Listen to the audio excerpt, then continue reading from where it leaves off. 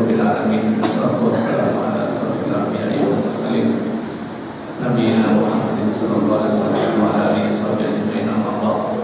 Ayyuhal ikhwah wal akhwat, astagfirullah wa iyyakum ajma'in. Alhamdulillah, pada pagi hari ini kita diberi nikmat yang sangat besar oleh Allah, bisa hadir dalam majelis ilmu yang insyaallah sebentar lagi akan kita mulai. Perlu kami sampaikan kepada para jemaah bahwa kajian kita insyaallah sampai dengan jam 7.30 kurang lebih, dan nanti kira-kira jam 8.15 atau 8.30 kegiatan rutin kuliah dulu juga berjalan. Kebetulan pada hari ini materinya ya memperkenalkan tentang aplikasi pintar atau bagaimana umat Islam bisa menghitung warisan dengan mudah dari tim waris Al-Azhar. Bagi para jemaah yang mempunyai waktu, dipersilakan untuk mengikuti kajian berikutnya sampai dengan kurang lebih jam 10. Namun sebelum itu perlu kami sampaikan juga beberapa kegiatan masjid kita sudah berjalan program tahfidz ilmi aulad. Jadi untuk tahfidz Al-Quran untuk anak-anak kita sudah mulai berjalan. Bagi para jemaah yang mempunyai putra putri usia sekitar 7-10 tahun atau SD SMP, dipersilahkan untuk mendaftarkan diri ke sekretariat. Adapun waktu belajarnya setiap hari dari Senin sampai Jumat, sedangkan hari Sabtunya insyaallah nanti akan ada pelajaran bahasa Arab untuk anak-anak. Mudah-mudahan program kegiatan ini mohon doanya bisa berjalan dengan baik. Akan berpanjang kalam, marilah kita langsung ikuti kajian ilmu kita kepada Ustaz Walid Abdul Masyhur.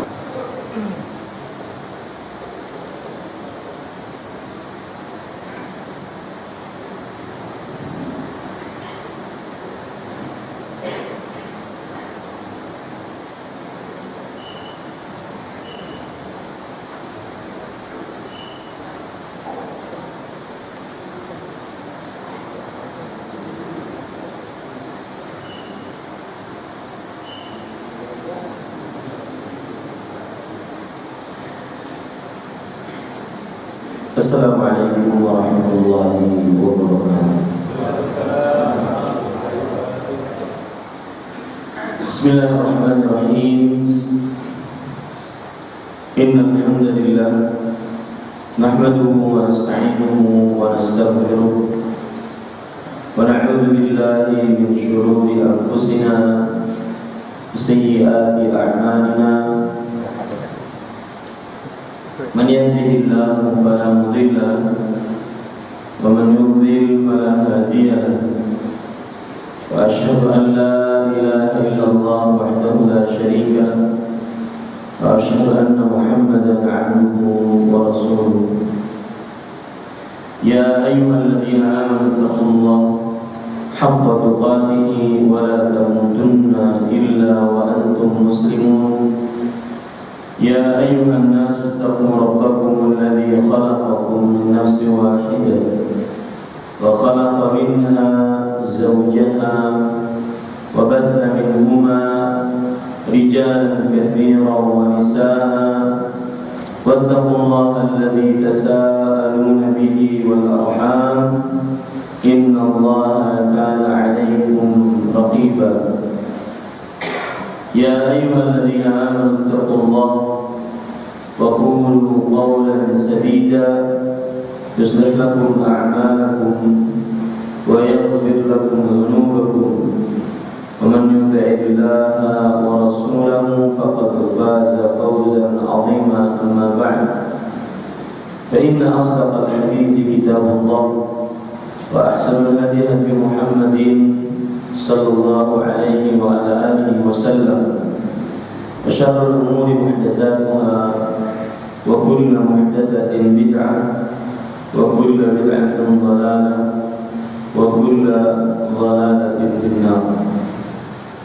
Alhamdulillah, kita bersyukur kepada Allah Subhanahu wa taala pada pagi hari ini, hari Ahad 17 Safar 1437 Hijriah, kita ditakdirkan oleh Allah Subhanahu wa taala untuk duduk bersama mengkaji ayat-ayat suci Al-Quran dan hadis-hadis Rasul sallallahu alaihi wasallam di dalam Masjid At-Taqwa ini.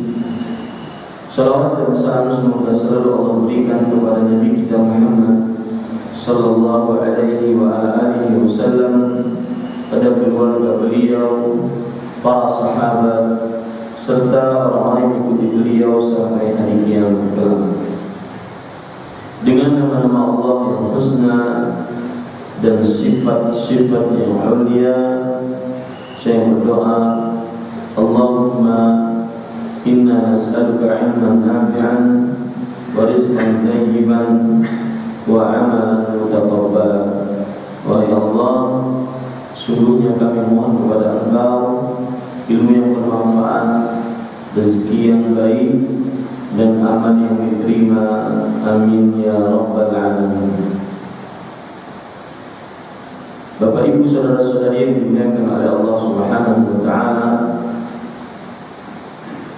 pada kesempatan kali ini kita akan membahas sebuah perkara yang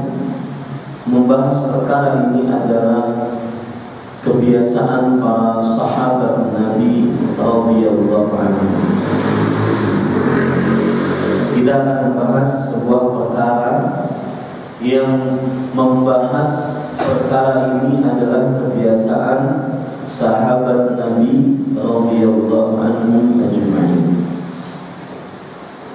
Jadi kalau kita perhatikan para sahabat radhiyallahu anhu, mereka adalah orang-orang yang mendapatkan ridha Allah. Sebagaimana disebutkan dalam beberapa ayat yang begitu banyak.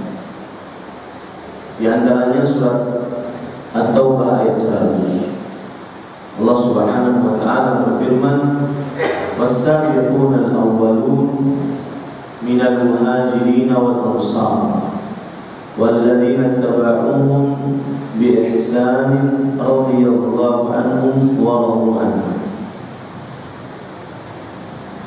Orang-orang yang masuk Islam di generasi pertama dari kaum Muhajirin dan Ansar, dan orang-orang yang mengikuti mereka dengan baik, Allah telah meridai mereka dan mereka ridha kepada Allah. A'addallahu lahum jannatin tajri min tahtiha al-anhar. Allah Subhanahu wa taala telah menyediakan bagi mereka surga yang mengalir di bawahnya sungai-sungai. Lihat bagaimana para sahabat radhiyallahu anhum mereka mendapatkan surga dalam ayat ini. Surah Taubah ayat 100. Khalidina fiha abada, mereka kekal di dalamnya selama-lamanya. Dzalikal fawzul 'azim. Yang demikian itu adalah kemenangan yang besar. Saya belum menyebutkan temanya. Saya hanya menyebutkan tadi bahwa kita membicarakan sebuah perkara yang perkara itu selalu dibicarakan oleh para sahabat. Dan para sahabat Nabi radhiyallahu anhum orang-orang yang mendapatkan ridha Allah berdasarkan beberapa ayat, di antaranya tadi. Di antaranya juga ayat dalam surat Al-Bayyinah. Innal ladzina amanu wa 'amilus shalihat ulaika hum khairul bariyah jazaohum 'inda rabbihim jannatu 'adnin tajri min tahtiha al-anhar khalidina fiha abada radhiyallahu 'anhum wa radu 'anhu dzalika liman khasyiya rabbah. Sesungguhnya orang-orang yang beriman dan beramal saleh, mereka adalah sebaik-baik manusia. Ini para sahabat. Mereka adalah sebaik-baik manusia. Ini para sahabat. Ganjaran mereka adalah surga yang mengalir di bawahnya sungai-sungai. Allah ridho atas mereka dan mereka ridho atas Allah.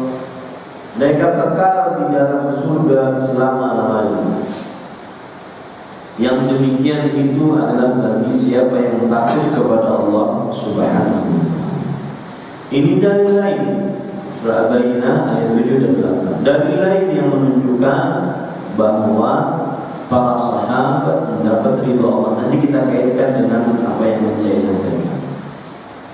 Lihat lagi para sahabat Nabi radhiyallahu anhum, mereka dijamin seluruhnya oleh Allah Subhanahu wa ta'ala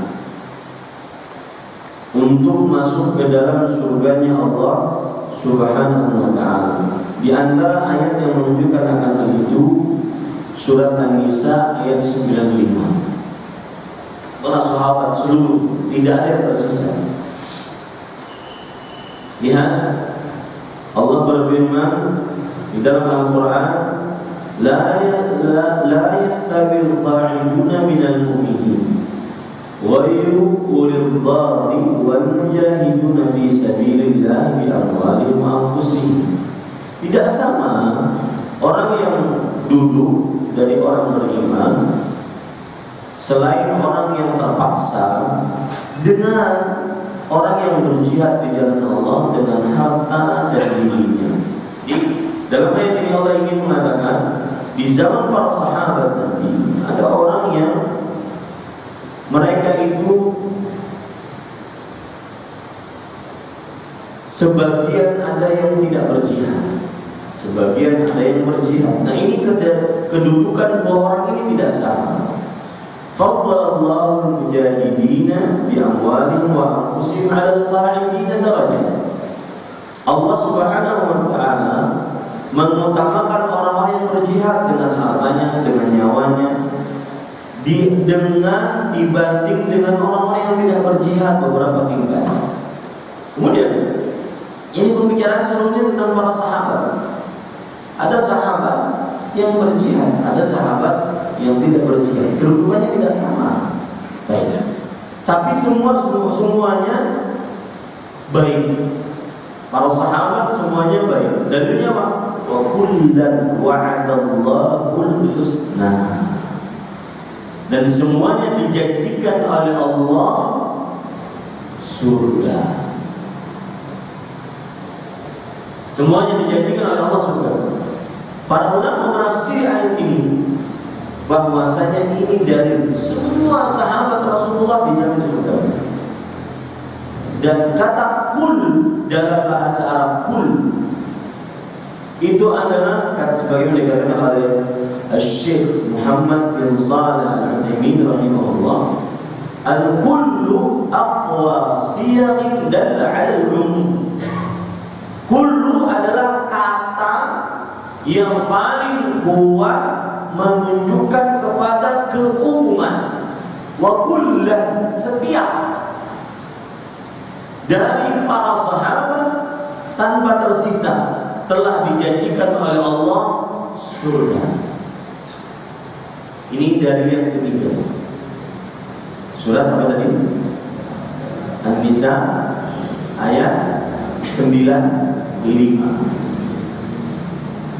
An-Nisa ayat 95. Jadi yang pertama surat At-Taubah ayat 1. Yang kedua Al-Baqarah ayat 7 dan 8. Pokoknya ayat sebelum terakhir dan terakhir. Kemudian surah An-Nisa ayat 95. Itu dalil-dalil itu apa?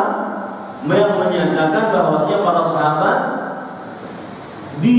mendapatkan ridha Allah, yang ridha Allah itu berujung surga.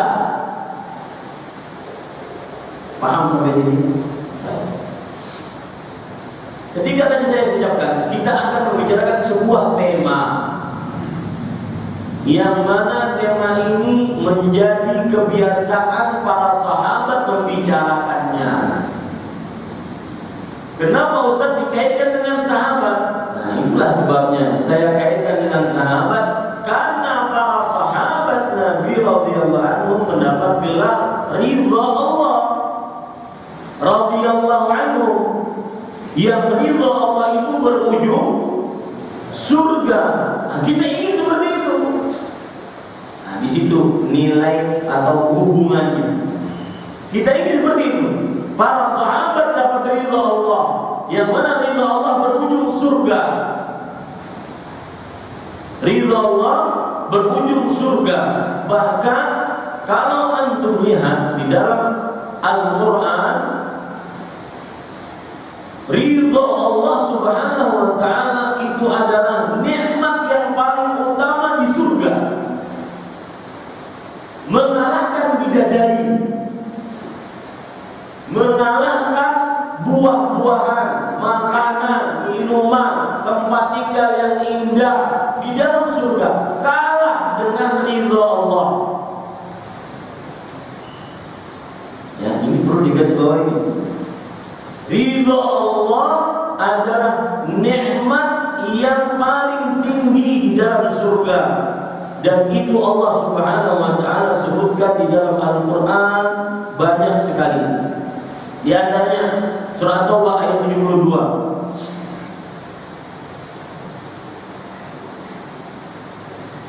Allah subhanahu wa ta'ala berfirman, wa ridwanun minallahi wa'adallahu al-mu'minina wal-mu'minat jannatin tajri min tahtiha al-anhar khalidina fiha wa masakin tayyibatan fi jannati 'adn wa ridwanun minallahi akbar dzalikal fawzul 'adzim. Ya subhanallah.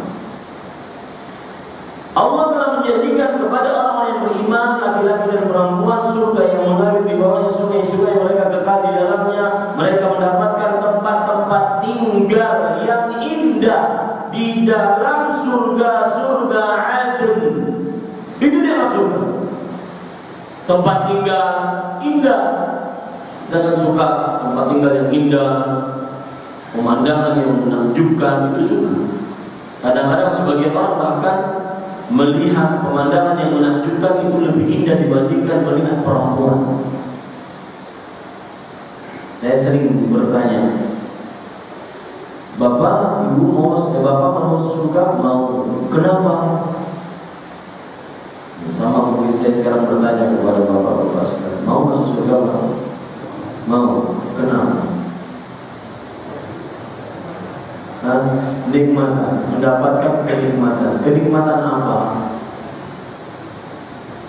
Bidadari. Ya. Kenikmatan bidadari. Yakin mau melihat wajah Allah atau mau melihat bidadari? Yakin. Bagaimana bisa meyakinkan kepada diri kita? Jangan bohong.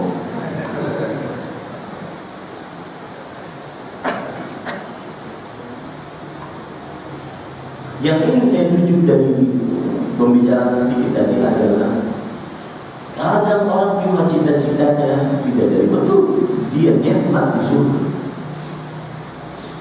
tapi ada yang lebih indah dari, atau ada nikmat surga yang juga indah selain bidadari. Di antaranya wa masakin thayyibah,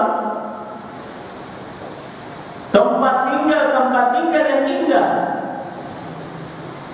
Kadang-kadang itu bisa mengarahkan sang bidadari yang mulia.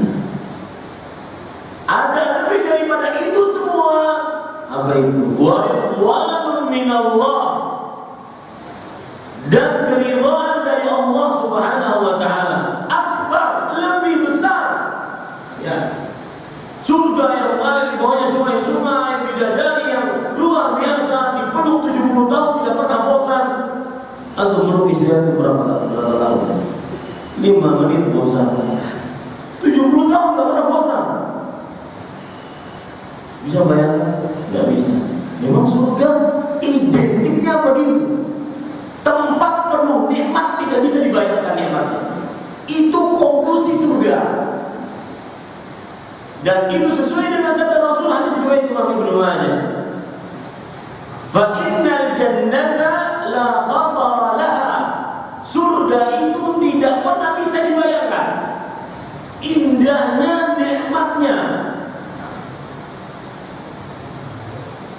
Ada yang bisa mengalahkan tempat tinggal yang indah. Coba untuk lihat tempat tinggal di surga. Baca tentang surga. Pohon rindang, la yarawna fiha syamsan. Mereka di dalam surga tidak pernah melihat matahari. Jadi orang sumuk bahasa Jawa, panas, gerah, itu nggak ada dalam surga. Gerah nggak ada dalam surga. Kenapa? Karena nggak pernah melihat matahari. Kenapa? Saking rindangnya pohonnya. Subhanallah. Itu indah. Itu salah satu nikmat indah selain bidadari. Allah Subhanahu wa taala berfirman di dalam Al-Qur'an surah Al-Insan ayat 14. Wa dhullilat qutufuha tadlila yutaf 'alaihim bisihamin min aqwam wa dhullilat qutufuha tadlila. Artinya pohon-pohon di surga direndahkan serendah-rendahnya. Al-Insan ayat 14. Wa daniyatan 'alaihim dhilaluha wa dhullilat qutufuha tadlila. Direndahkan atas penghuni surga naungannya, rindang pohon-pohon surga. Wa dhullilat qutufuha tadlila. Dan direndahkan ranting-ranting buahnya serendah-rendahnya. Itu lihat tafsiran dari ayat ini. Apa maksudnya? Surga pohonnya kalau dia berbuah maka direndahkan serendah-rendahnya. Maka di surga gak ada manja. Gak ada manja. Ingin es kelapa muda gak perlu manja. Coba bayangkan ya, yang tertipu dengan dunia, yang semuanya diukur dengan dunia. Saya mau hubungan dengan dia karena saya dapat dunia. Saya mau bekerja seperti ini karena saya dapat dunia. Saya mau jadi PNS 30 tahun dan keluar dari rumah jam 6, pulang jam 6 karena dapat dunia. Sulit. Dunia itu identik dengan kesulitan. Coba bayangkan kalau seandainya penjual es kelapa muda mengatakan, kami asosiasi penjual es kelapa muda menyatakan resign dari pekerjaan kami, tidak mau menjual es kelapa muda lagi. Kaum muslim yang mau minum es kelapa muda manjat sendiri. Susah. Dunia itu identik dengan kesusahan. Lihat surga enggak? Ini ingat ya, ini saya belum bahas tema. Saya menanyakan jauh. Namanya juga kajian tematik kemana-mana dia.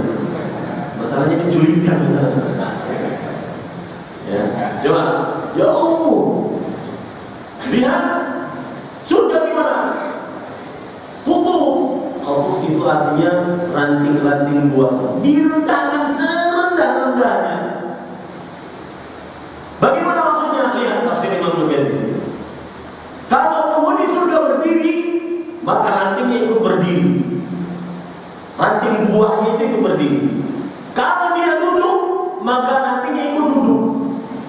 Kalau dia berbaring, rantingnya ikut berbaring di sampingnya. Subhanallah.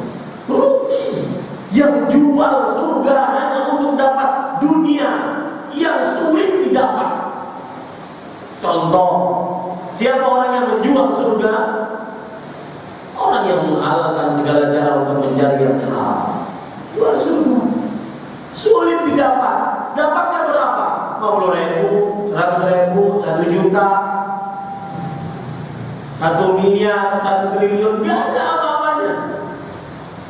Dengan surga yang tidak pernah bisa dilihat oleh mata, didengar oleh telinga, dibetikkan dalam hati. Tidak ada bisa yang membuat film, gak ada film surga yang benar-benar maksimal, gak ada. Ya, maka jangan pernah jual surga. Saya mau jadikan judul kajian para penjual surga.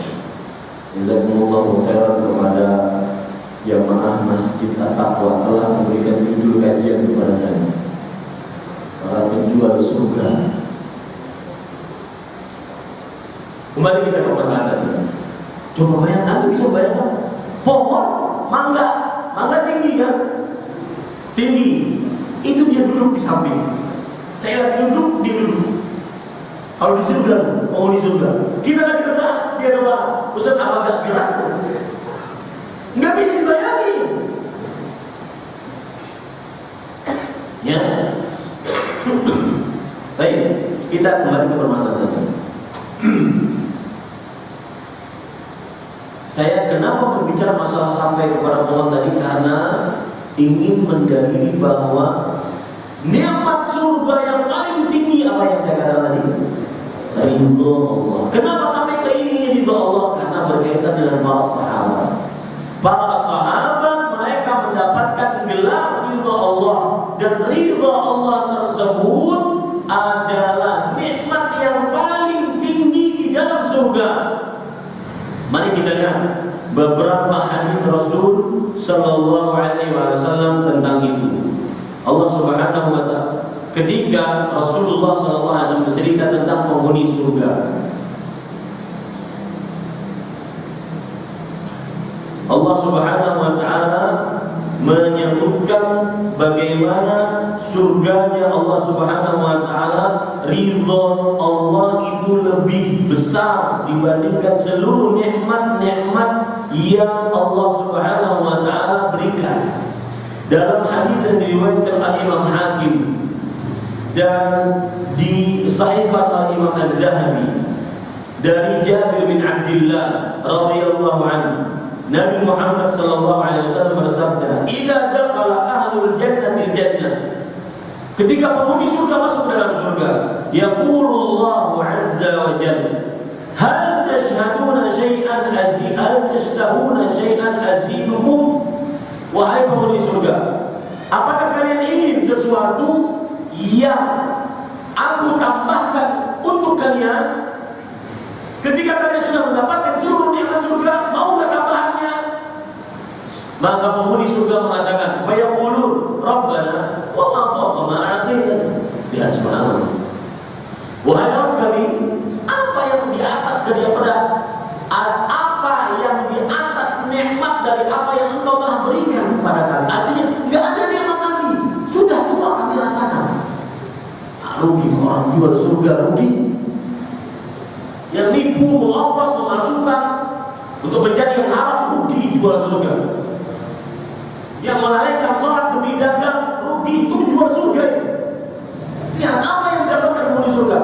Ma fawqa ma a'taytana. Apa yang lebih tinggi dibandingkan apa yang telah Engkau berikan kepada kami? Nikmat apa lagi ya Allah? Perkataan ini timbul kenapa? Karena semua sudah tercukupi. Tidak ada yang kurang. Maka qala yaqulu ridwani akbar. Artinya apa? Keridhaanku lebih besar. Ini tingkatan nikmat surga paling tinggi. Wa ridwanun minallahi akbar. Makanya Allah akhiri ayat tadi, "Wadzalikal fawzul 'adzim." Dan itulah kemenangan yang besar. Ayat apa tadi? Tentang keridhaan. An-Nisa yang berapa? 90. Ini para ikhwan dari Madinah Allah Subhanahu. Makanya saya sengaja memberikan mukadimah ini agar tertarik untuk apa? Untuk mengikuti para sahabat. Mereka mendapat gelar ridho Allah Yang ridho Allah tadi berujung surga, yang surga tadi sudah sedikit sekali kita jelaskan. Sedikit sekali kita jelaskan. Mudah-mudahan terpesona dengan surga Allah. Dan semestinya seorang muslim seperti itu, orientasi hidupnya itu bukan 1 tahun lagi saya selesai kuliah, 1 tahun lagi saya mau kerja, 1 tahun lagi saya dapat pahala, dapat rumah, nikah. Yang selalu ada dalam benak ini, bagaimana hidup saya masuk surga jauh api neraka. Dunia tak, ya dunia nanti bukan pikiran kita. Yang selalu ada dalam benak kita, bagaimana setiap ucapan, perbuatan saya bisa memasukkan saya ke dalam surga jauh dari api neraka. Nah, kalau sudah tertarik untuk mengikuti para sahabat karena mereka mendapatkan ridho Allah, dan ridho Allah tadi berujung apa, Pak? Surga. Yang surga sudah kita jelaskan tadi. Maka pertanyaan timbul, kira-kira apa kebiasaan para sahabat, apa gaya hidup, lifestyle-nya para sahabat itu sehingga mereka mendapatkan ridho Allah? Apa? Ini yang kita bicarakan. Setengah jam baru 45. Ini yang kita bicarakan. Apa gaya hidup para sahabat sehingga mendapat ridho Allah? Karena ridho Allah tidak mungkin dengan angan-angan. Gak mungkin para sahabat dapat gelar radhiyallahu anhu, Allah meridhai mereka tanpa usaha. Gak mungkin. Surga tidak mungkin didapat tanpa amal. Udkhulul jannata bima kuntum malu. Masuk kalian ke dalam surga disebabkan karena amal kalian. Meskipun amal bukan barteran surga. Gak bisa kita datang kepada Allah nanti hari kiamat, ya Allah, saya mulai semenjak kalian sampai mati saya sholat 5 waktu. Mana pahala surga sholat saya? Gak bisa. Itulah maksud sabda Rasul sallallahu alaihi wasallam, lan yudkhila amaluhu ahadakumul jannata. Amalan seseorang tidak masukkan orangnya ke dalam surga. Para sahabat bertanya, wala anta ya Rasulullah, tidak juga engkau wahai Rasulullah. Nabi Muhammad SAW jawab, wala illa an yataghammada bi Allah bi rahmah wa fadl. Tidak juga amalanku bukan berperang surga. Orang puasa Senin Kamis, puasa bulan Ramadan, nanti di hari kiamat datang kepada Allah, ya Allah, mana surga rayyan saya puasa. Tidak bisa. Tetapi amal adalah penyebab masuk surga. Begitu akidahnya yang benar. Jadi kalau ada statement yang menyatakan bahwa Nabi Muhammad SAW tidak dijamin masuk surga, itu salah. Itu antara kesalahpahaman ataupun tidak mengagungkan Nabi Muhammad SAW. Tapi sepertinya salah paham terhadap hadis. Paham ya, Bapak Ibu saudara-saudari? Bagaimana untuk mungkin para sahabat dapat gelar radhiyallahu anhu, gelar tertinggi? Nih, yang para orang tuanya ngaji. Saya kadang-kadang kesal. Orang tua ngaji, panitia kajian kadang-kadang sudah ngaji lama, pasang jenggot di mana-mana, dipasang jenggotnya. Mana-mana pakai peci, mana-mana pakai baju gamis, kaos, baju koko, baju takwa. Ya, artinya benar-benar mudah hidupnya. Tapi giliran pendidikan anak ke umum, gimana? Jangan. Ya, jangan jadikan pesantren itu kumpulan orang-orang bejat. Sudah dikeluarkan sekolah ini, keluarkan sekolah ini, nakal, begal, narkotik, baru masukin pesantren. Ini namanya pesantren anak pos sampah. Enggak. Ustaz kiai itu perlu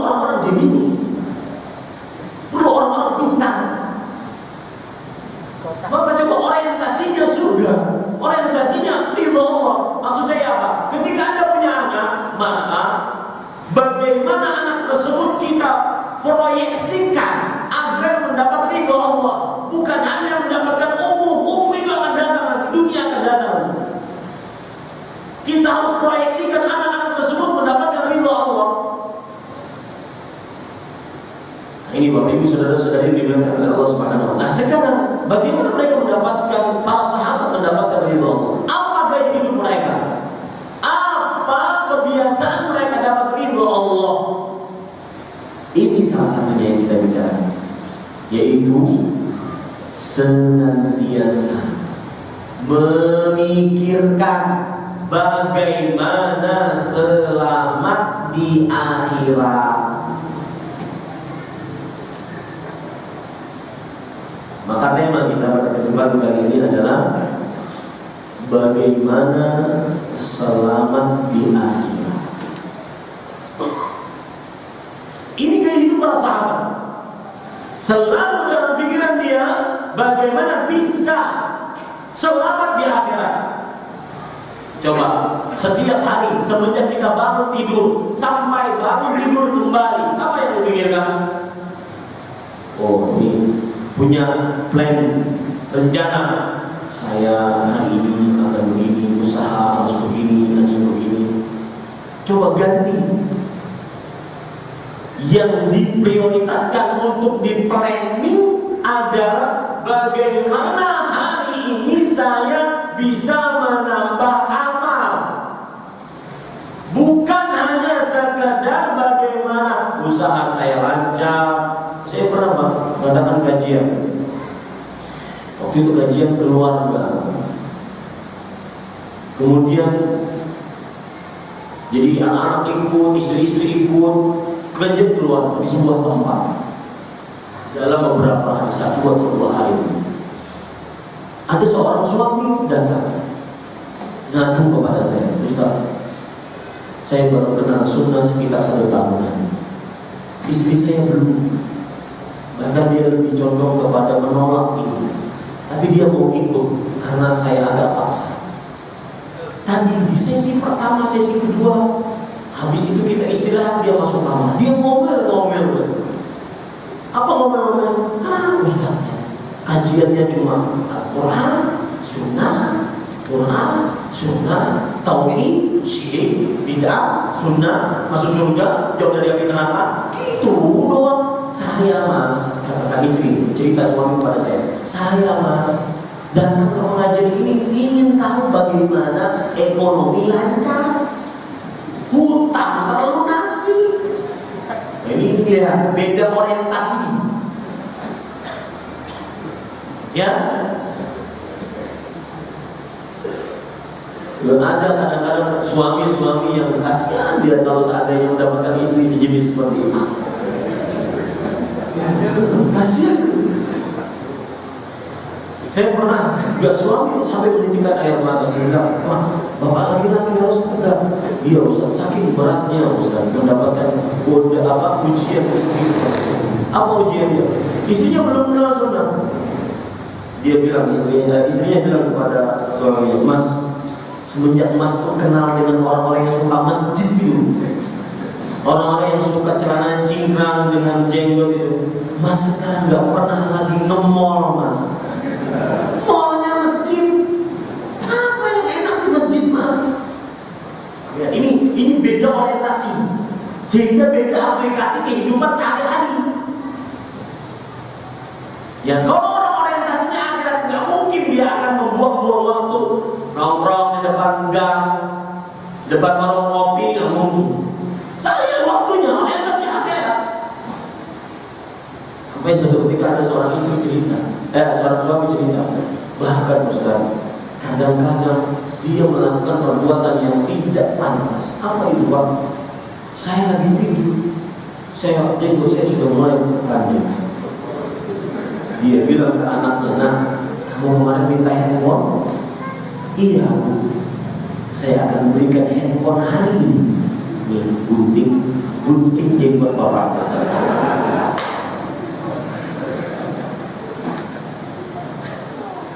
Ya, nah kenapa saya cerita seperti ini?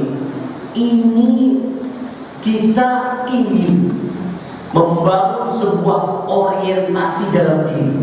Bagaimana saya selalu memikirkan akhirat, bukan hanya sekedar dunia. Bagaimana saya selamat di akhirat, itu adalah kebiasaan para sahabat Nabi. Sehingga mereka dengan itu mendapatkan ridha Allah.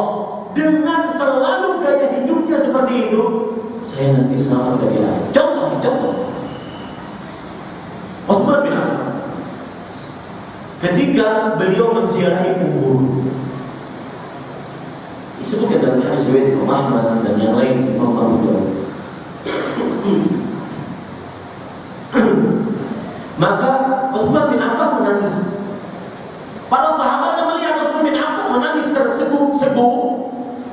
Kemudian para sahabat bertanya, "Ya Amirul Mukminin, wahai Amirul Mukminin Utsman bin Affan, tudzakiruna bil jannati wan nar, fala tabki wa tabki min hadha." Engkau mengingatkan kita tentang surga, neraka, engkau tidak nangis. Tapi kenapa engkau melihat kuburan menangis? Ya, ini gaya hidup para sahabat. Apa itu? Senantiasa memikirkan bagaimana saya selamat di akhirat.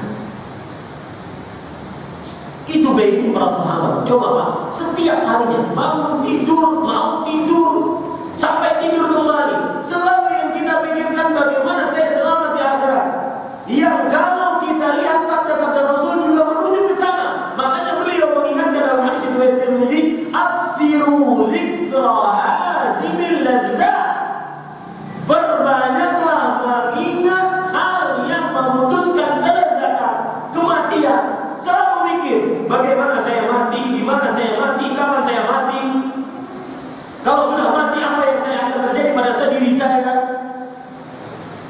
Kalau dalam keadaan sakaratul maut, bagaimana keadaannya? Lihat Utsman bin Affan melakukan seperti itu. Beliau mengatakan, "Sami'tu Rasulullah." Sebab aku menangis apa? Aku pernah mendengar Rasulullah sallallahu alaihi wasallam bersabda, "Al-qabru awwalu manazilil akhirah." Kuburan adalah tempat singgah pertama dari persinggahan akhirat. Kuburan adalah tempat singgah pertama dari persinggahan akhirat. Itu yang menyebabkan beliau menangis. Fa inna jamina fama kana ba'dahu aisar min. Kalau dia selamat di kubur ini, maka yang setelahnya akan lebih mudah. Kalau dia tidak selamat di kubur, maka yang setelahnya akan tambah sulit. Makanya sebenarnya orang bisa mengukur dirinya penghuni surga atau neraka sebenarnya dari mulai pertama dicabut nyawanya oleh Allah. Ini pada yang dirahmati oleh Allah Subhanahu wa taala. Ini contoh kebiasaan para sahabat mengingat kehidupan akhirat. Contoh yang lain, hadis riwayat Imam Ahmad dari Utsman bin Affan. Ini contoh apa Pak? Contoh apa? Hah? Kebiasaan para sahabat mengingat akhirat. Contohnya tadi satu, bahwa Utsman bin Affan kalau menziarahi kubur, beliau menangis melihat kuburan. Kenapa? Karena kalau dia selamat di kuburan, maka dia akan selamat dan lebih mudah keadaannya untuk fase-fase selanjutnya. Ini contoh kebiasaan para sahabat yang seperti saya baca tadi, yang dengan kebiasaan ini mereka menggapai apa? Menggapai apa? Ridha Allah. Yang ridha Allah berujung apa? Saya pesan kepada para penuntut ilmu yang nulis. Anda kadang-kadang kalau nulis ayat dari Ustaz itu mudah. Dalilnya surat Al-Quran, surat sekian, ayat sekian mudah. Tapi ketika Ustaz yang menyebutkan hadis tidak ditulis, jangan tulis kontennya. Seperti yang saya ucapkan tadi, hadis dari riwayat Imam Abu Dawud, Imam Ahmad, dari siapa? Kisah siapa tadi? Utsman bin Affan. Kontennya apa? beliau menangis ketika melihat kuburan. Karena siapa yang selamat dari kuburan, maka fase selanjutnya dia akan lebih mudah, lebih selamat. Itu kontennya. Nah, sekarang ini cerita kedua. Untuk mengetahui memang benar ternyata kebiasaan para sahabat Nabi, mereka itu selalu mengingat akhirat. Ya, saya bacakan hadisnya. An Utsman bin Affan radhiyallahu anhu. Dari Utsman bin Affan radhiyallahu anhu, beliau berkata, "Marra bi Umar bin Khattab radhiyallahu anhu fasallama alayya falam ash'ur bihi. Fadhahaba ila Abi Bakr." Suatu ketika, ini ada Utsman di tangan saya. Atau di sini. Ini ada Utsman. Kemudian lewatlah Abu Bakar. Lewat Umar bin Khattab. Lalu Umar bin Khattab ini ketika lewat memberikan salam kepada Utsman. Umar bin Khattab ketika lewat memberikan salam kepada Utsman bin Affan. Utsman bin Affan, beliau tidak merasa disalami. Kemudian beliau akhirnya karena tidak merasa disalami tidak menjawab salam. Maka Umar bin Khattab pergi kepada Abu Bakar As-Siddiq.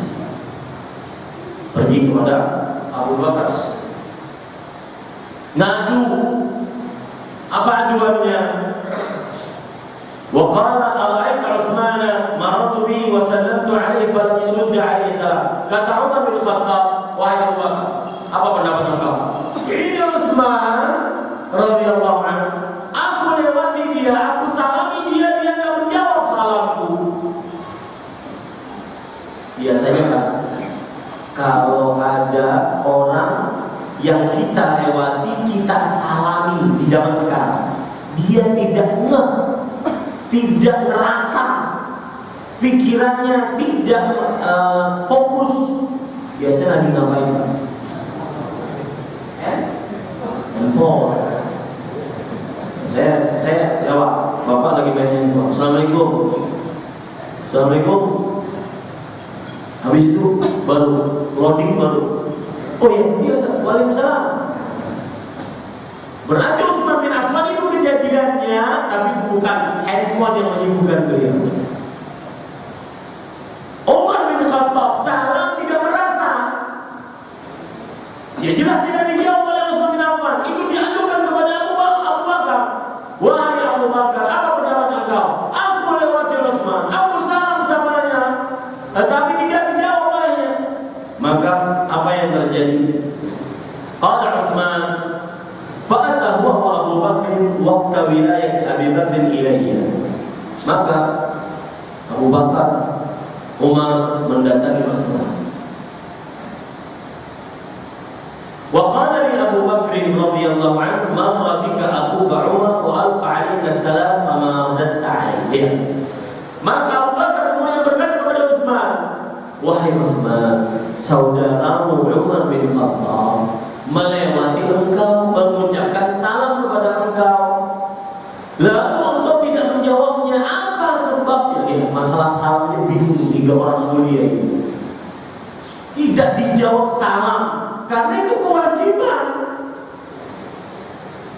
Ya, kewajiban seorang muslim adalah, dan hak muslim lainnya adalah, apabila diberikan salam maka wajib apa? Menjawab. Ini yang dipermasalahkan oleh tiga orang ini yang mulia ini. Apa pendapat engkau, wahai Utsman? Kata Abu Bakar As-Siddiq, ini Umar melewati engkau, beliau salam, engkau tidak jawab. Maka Utsman bin Affan sama menjawab, wallahi ma sya'urtu bik. Kata Utsman, demi Allah aku tidak merasa engkau memberikan salam. Ribut masalah salam. Tiga orang, subhanallah. Makanya kalau zaman sekarang ada yang nggak beri salam, itu sebenarnya adalah perkara yang besar. Suka menghajar satu dengan yang lainnya dan taraf pada, sama ironi taraf pada ustaz. Suka menghajar hajar, memboikot, ya, tidak ngomong satu dengan yang lainnya. Nah, itu baik. Baik. Nanti kan baik-baik kemudian wa alaihi salam wa ma radda alaihi. Kamu tidak menjawabnya wahai Utsman. Maka Utsman mengatakan, "Ma sallam alaihi." Wahai Abu Bakar radhiyallahu anhu, beliau Umar bin Khattab enggak salah sama aku. Makanya saya menjawab. Umar langsung menjawab, "Bala, wallahi sallamtu alaihi." Tidak benar, demi Allah aku salam kepada engkau wahai Utsman. Kata siapa? Kata Umar bin Khattab. Lalu kata Utsman bin Affan, "Wallahi ma sya'urtu bik." Demi Allah aku tidak merasakan kamu salah. Subhanallah. Kemudian kalau Abu Bakar radhiyallahu anhu, insaf, adilnya Abu Bakar ketika radhiyallahu anhu ketika menghakimi dua orang ini. Abu Bakar mengatakan, "Shadaqa Utsman, qad syabalaka amrun fama huwa." Yang benar Utsman. Yang benar Utsman bahwasanya dia tersibukkan dengan sesuatu sehingga tidak menjawab salahmu wahai Umar. Ya, adil kan? Jadi tidak menyalahkan Umar, tidak juga menyalahkan siapa? Utsman. Benar Utsman, dia tidak menjawab salahmu karena tersibukkan dengan sesuatu. Tapi engkau juga benar, engkau telah memberikan salam. Cuma Utsmannya lagi tidak fokus dengan salam engkau wahai Abu Bakar. Apa yang menyebabkan engkau berpikiran atau tidak fokus wahai Utsman ini? Ini yang menjadi inti pembicaraan kita. Utsman bin Affan menjawab, "Kuntu ufakkiru fi najati." Ini yang saya sebutkan. Aku berpikir bagaimana selamat di akhirat. Itu kebiasaan para sahabat. Sampai mereka senantiasa selalu dalam kehidupan mereka sehari-hari mengingat bagaimana saya bisa selamat di surga dan jauh dari api neraka. Kehidupan dia jalani seperti biasa, tapi orientasinya beda. Bagaimana apa yang saya lakukan sekarang ini bisa menjadikan saya selamat di surga jauh dari api neraka. Itu kebiasaan para sahabat. Kuntu ufakkiru, kuntu fi'il madhin naqis. Kata kerja yang kurang. Kalau setelahnya ufakkiru fi'il mudhari, kata kerja present, maka itu menunjukkan kepada yadullu ala tikrar wal kathrah, menunjukkan kepada berulang-ulang dan sering. Artinya aku sering memikirkan bagaimana selamat di akhirat. Mulai saat sekarang Pak, tatkala Anda bekerja, tatkala Anda bukan di dalam masjid saja. Nah, di zaman sekarang beda. Orang di dalam masjid bawa urusan dunia ke dalam masjid. Aturan bawa urusan masjid ke dunia. Dan ini makna dari perkataan para sabda Rasul sallallahu alaihi wasallam, "Wa rajul qalbu mu'allaqun bil masajid." Seseorang yang terpaut hatinya di masjid. Salah satu tafsirannya adalah dia ketika keluar dari masjid senantiasa apapun yang dia kerjakan senantiasa orientasinya bagaimana bisa ke masjid, bagaimana bisa menggapai ridha Allah. Bapak Ibu saudara-saudari, kuntu ufakkiru fi najati hadzal amr haitsu mata Rasulullah sallallahu alaihi wasallam wa ma sa'altu an najati hadzal amr. Aku berpikir selalu sering. Bagaimana sudah saya jelaskan tadi? Bagaimana selamat di akhirat? Ketika Rasulullah SAW meninggal, aku belum menanyakan ini. Ya, ini yang beliau sesalkan dari ketika Rasulullah SAW meninggal. Beliau belum bertanya secara langsung bagaimana selamat di akhirat. Ini kebiasaan para sahabat. Contoh Pak, contoh ini agar kita dapat apa tadi Pak? Yang ridho tadi berujung, kenapa saya sering ulang-ulang itu? Karena ada orang itu ngeyel Pak hidupnya. Kata, jadi Ustaz itu nggak cukup mengatakan kalian gapailah ridho Allah. Ridho Allah Subhanahu wa taala adalah nikmat surga yang paling tinggi. Orang yang mengatakan, Ustaz, emang kalau diridhoi oleh Allah kenapa? Emang kalau diridhoi oleh Allah kenapa? Maka jawabannya tadi, karena ridho Allah berujung surga. Itu makanya saya selalu katakan ini. Ustaz zaman sekarang nggak cukup mengatakan, ayo bangun masjid. Rasulullah SAW bersabda, barang siapa yang membangun masjid karena Allah, walau sekecil angkeran burung atau lebih kecil darinya, niscaya Allah akan bangunkan rumah di surga. Tertarik Pak? Tertarik? Kenapa orang masih sulit bangun masjid? Minta-minta di jalan-jalan. Masjid 3 tahun, 5 tahun nggak jadi-jadi. Rumah 6 bulan jadi. Harganya kadang-kadang sama dengan masjid. Kenapa? Padahal hadisnya ada. Hah? Orientasinya beda. Kenapa? Ada yang tahu? Coba, mall berapa tahun jadi? Nggak nyampe 1 tahun. Mall lebih besar dari masjid. Biayanya lebih kali lipat masjid. Masjid 3 tahun, 5 tahun nggak jadi. Ya. Panitia pembangunan masih proposal ke sana, proposal ke sini, proposal ke sana, pakai buka tebal, buka dinding. Padahal ada hadisnya. Kenapa? Salah satu sebabnya Pak adalah kita tidak tahu apa yang ada di balik pembangunan masjid secara hakiki. Dijanjikan rumah. Bapak ketika mendengar dibangunkan rumah di surga, jujur Pak, ketika Bapak mendengar kata rumah di surga, apa yang terbetik di dalam hati Bapak? Rumah mana? Rumah dunia, rumahnya Bapak. Yang saya baru tinggal di Indonesia 2 tahunan ini. Yang belum lama ditinggali, catnya sudah pudar, harus dicat lagi. Oh, berarti saya bilang, oh, kalau punya rumah 2 tahun per 2 tahun dicat. Udah. Oh, sudah retak-retak. Oh, sudah bocor sana sini. Oh, gitu. Itu yang kita ingat ketika kita mendengar hadis tentang pembangunan masjid akan dibangunkan rumah di surga. Imajinasi kita kemana? Rumah mana? Rumah dunia. Makanya nggak tertarik. Makanya saya pesan, kalau seandainya Bapak mendengar ceramah tentang surga, baca buku tentang surga, yang ada dalam benak Bapak adalah sebagaimana yang dikatakan oleh Abdullah bin Abbas. Pakai metodologi Abdullah bin Abbas ketika mendengar surga. Beliau mengatakan, "Laisa syai'un fid dunya mimma fil jannah illa al-asma." Tidak ada sesuatu yang sama di dunia dengan apa yang ada di surga kecuali cuma nama. Hakikatnya beda. Rumah surga. Tahu bagaimana rumah surga? Ada yang tahu Pak hadis tentang rumah surga?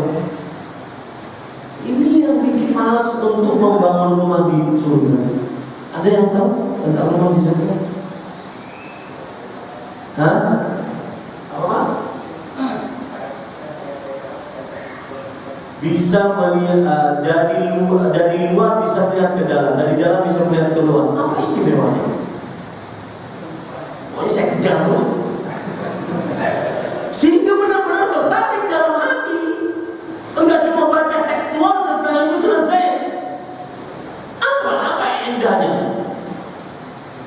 Melihat dari dalam bisa terlihat dari luar, dari luar tidak bisa terlihat dari dalam. Contoh lagi,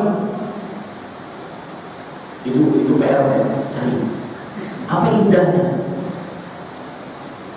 ya. Contoh lagi, rumah di surga, sebagaimana dijanjikan untuk Khadijah radhiyallahu anha. Wabashirha bi baitin fil jannah min qasabin la saqaba fihi wa la nasab. berikan kabar gembira, kata Jibril alaihissalam kepada Nabi Muhammad SAW, kepada Khadijah, dia akan mendapatkan rumah di surga yang terbuat dari qasab.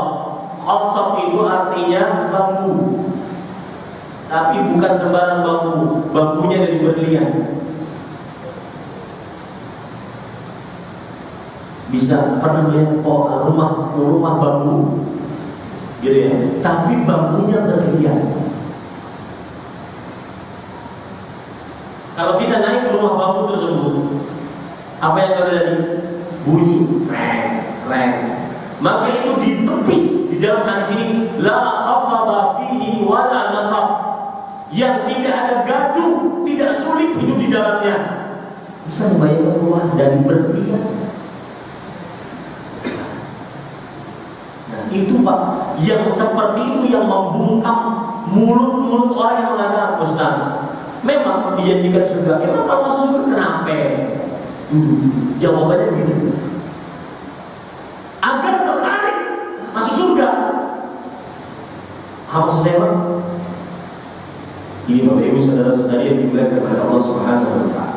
Kembali kita ke permasalahan tadi. Faqala Abu Bakar radhiyallahu anhu. Abu Bakar radhiyallahu anhu mengatakan, "Laqad sa'altu Nabi sallallahu alaihi wasallam an dzalik." Sungguh aku telah bertanya kepada Rasulullah SAW tentang itu.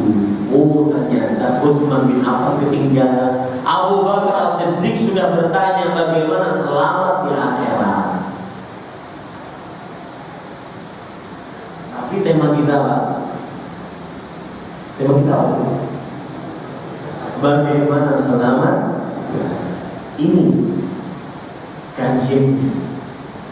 Tapi poin penting dari hadis ini adalah bagaimana kita menanamkan di dalam diri selalu berpikir bagaimana saya selamat di akhirat. Perlu nggak dijawab itu? Kalau perlu dijawab berarti kita lanjut kajiannya. Apa maksud saya? Jadi inti pembicaraan saya dari 1 jam tadi adalah bagaimana bisa menanamkan dalam diri kita agar senantiasa berpikir bagaimana bisa selamat di akhirat. Karena itu gaya hidup para sahabat, yang dengan gaya hidup itu mereka mendapatkan surga dengan mendapatkan apa? Ridha, yang ridha berujung surga. Baik. Perlu dijawab pertanyaannya? Bagaimana bisa selamat di akhirat? Perlu? Setengah 7.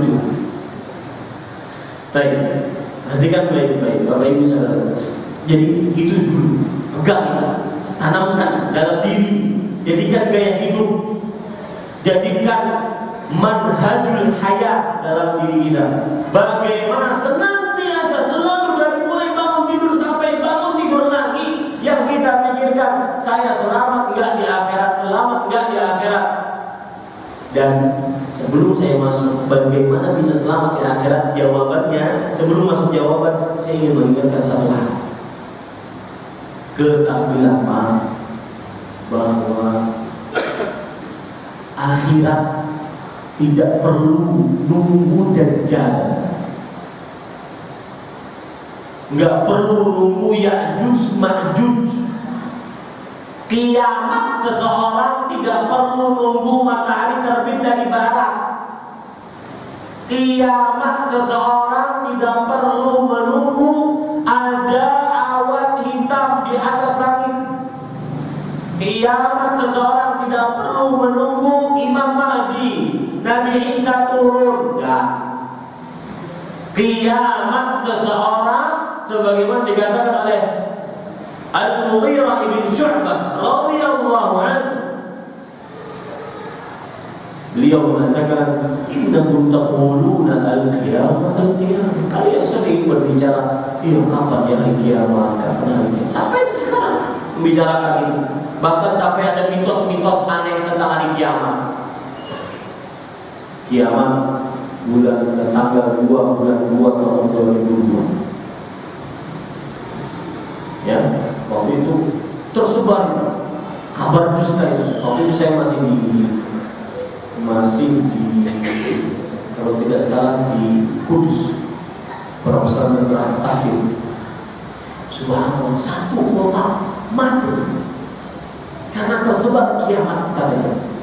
Tanggal 2 bulan 2 tahun 2002. Ya, tersebar kiamat. Jadi orang sering mengatakan, bahkan kan ada filmnya tentang kiamat. Itu gara-gara orang sangat ingin tahu kiamat itu gimana. Bahkan di zaman Nabi orang bertanya, ya Rasulullah, mata sa'at? Wahai Rasulullah, kapan hari kiamat? Makanya Al-Mughirah bin Syu'bah radhiyallahu anhu mengatakan, innakum lataqulun al-qiyamah, al-qiyamah, sesungguhnya kalian mengucapkan kiamat, kiamat. Kemudian beliau menegaskan, fa innahu man qamat qiyamatuh. Siapa yang meninggal, mulai saat itu kiamatnya. Ini jawabannya. Ini poin yang ingin saya sampaikan. Jangan sampai Anda mengatakan, nanti aja beramal, kiamat masih jauh, Dajjal belum datang, kumandang azan masih banyak. Ingat, kiamat itu kapan orang mati? Kapan orang meninggal, mulai saat itu kiamatnya. Dan ini yang ditanyakan kepada Rasulullah dalam hadis riwayat Muslim,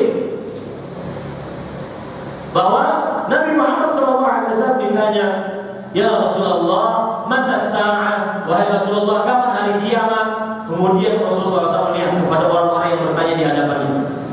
Kemudian beliau tunjuk orang yang paling muda. Ada beliau, in yuhram hadza qamat qiyamatukum. Kalau orang ini mati, mulai saat itu kiamat kalian. Berarti nyata kiamat mulai saat kita mati. Sedangkan mati kita tidak tahu kapan datangnya. Dan jika sudah datang batas waktunya, ajalnya, la yastakhiruna sa'an wa la yastaqdimun. Tidak pernah terlambat, tidak pernah terlalu cepat. Lihat, ada perkataan menarik. Saya hafal bahkan perkataannya. Alhamdulillah, gara-gara saking menariknya perkataan ini. Perkataan Imam Muhammad bin Shalih Al-Utsaimin rahimahullah. Beliau mengatakan, ayyuhal insan, fakir ayyuhal insan, berfikirlah wahai manusia. Fa inna tajidu nafsaka ala khatar. Sesungguhnya engkau mendapati dirimu dalam bahaya. Kenapa bahaya wahai Syekh? Qad yakhrujul insan fa inna laysa lana ajalun ma'lumun lil mauti indana. Karena kita tidak mengetahui kapan batas waktu mati kita. Ini yang berbahaya. Ini beliau mencontohkan, tapi yakhrujul insan min baiti wa la yarji'u ilayhi. Kadang orang keluar dari rumahnya, dia tidak kembali ke rumahnya. Kenapa? Karena tinggal. Waqad yajlisul insan ala kursi maktabi wa la yakhruj min. Kadang seseorang duduk di atas kursi kantornya, dan di atas kursi rumah makannya, di atas kursi warungnya, tapi tidak bisa bangun. Kenapa, Pak? Mati. Qad yanamu insan ala firashi fa yumar min firashi la sarir ghasl. Kadang seseorang tidur di atas kasurnya, ternyata dia bukannya bangun, malah diangkat, dibopong ke tempat pemandian mayatnya.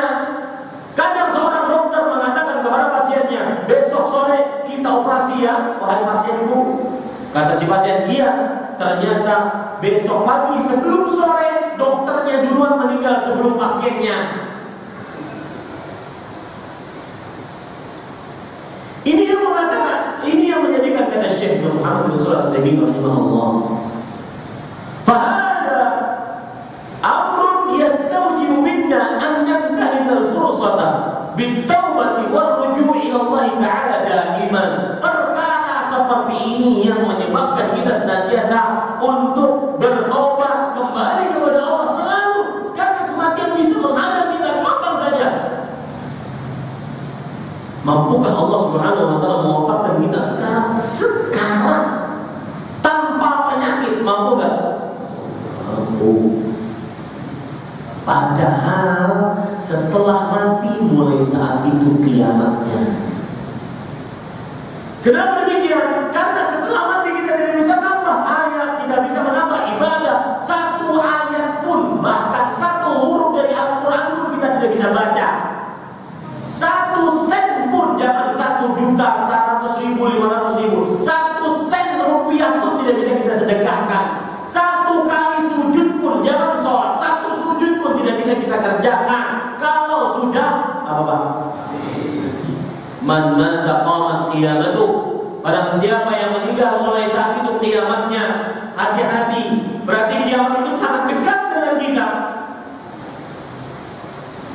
Ini salah satu hal yang membuat kita senantiasa berpikir selalu tentang akhirat. Bagaimana saya selamat di akhirat? Bagaimana saya selamat di kiamat? Padahal kiamat itu dimulai pada saat kita mati. Berarti sangat dekat, Pak. Saya ingin mengambil contoh yang ketiga tentang bagaimana kebiasaan para sahabat Nabi radhiyallahu anhu, mereka mengingat akhirat. Itu contoh ketiga ini ketinggalan. Dan amalkan ini, Pak. Amalkan ini kayak para sahabat, amalkan ini. Yaitu bagaimana selalu berpikir saya bisa selamat di akhirat, selalu berpikir. Abdullah bin Rawaha suatu ketika tidur di pangkuan istrinya. Dan ingat, bagi bapak-bapak para suami, tidur di pangkuan istri itu nyunat. Aduh Ustaz, udah lama gak begitu gini kayaknya. Aduh Ustaz, saya sudah ubanan masa tidur di pangkuan istri, kayaknya gimana? Ya, ini sunnah Rasul. Lihat, Rasul SAW tinggal di mana? Pangkuan Aisyah. Abdullah bin Rawaha pun seperti ini. Beliau pernah, riwayat disebutkan dalam tafsir Imam Katsir ketika menafsiri surat Maryam ayat 71 dan 72. Silakan cek surat Maryam ayat 71 dan 72. Nanti ayatnya akan saya bacakan.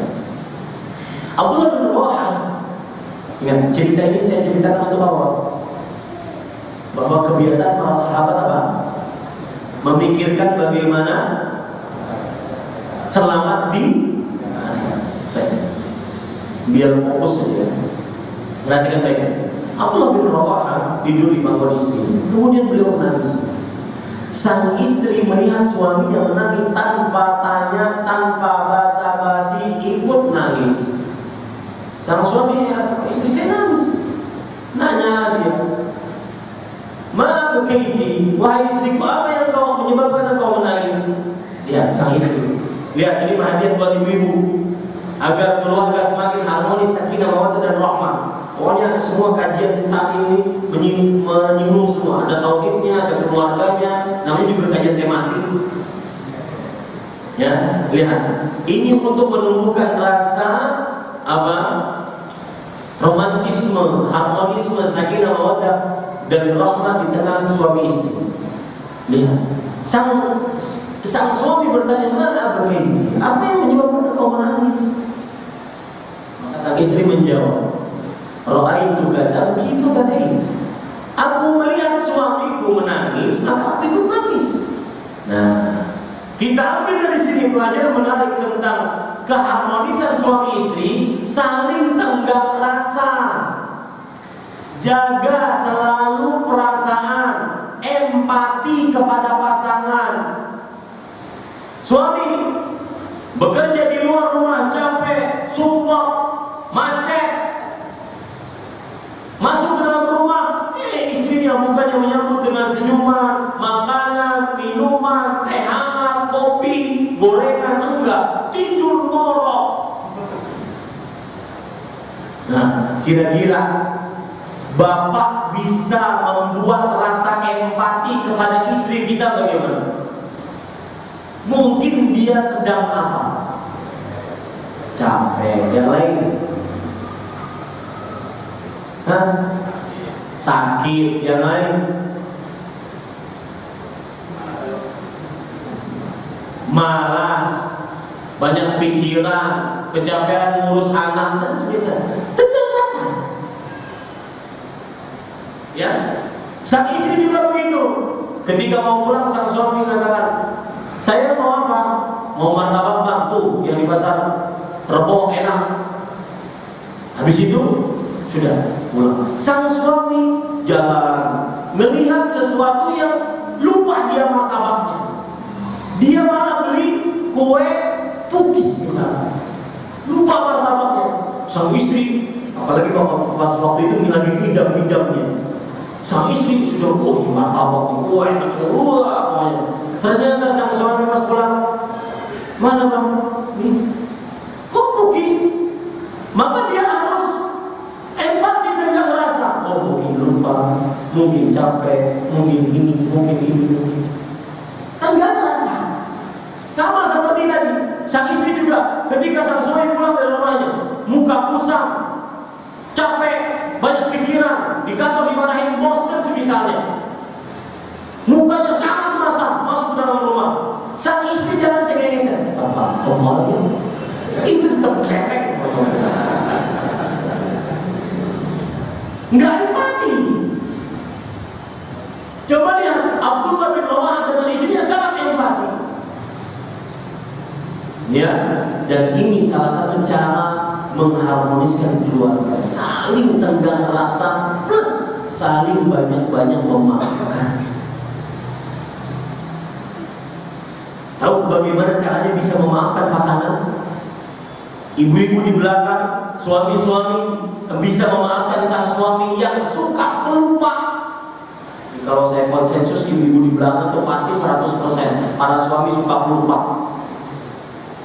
Tahu suami bisa bagaimana cepat memaafkan istri yang kadang-kadang kurang harmonis, kurang feminin,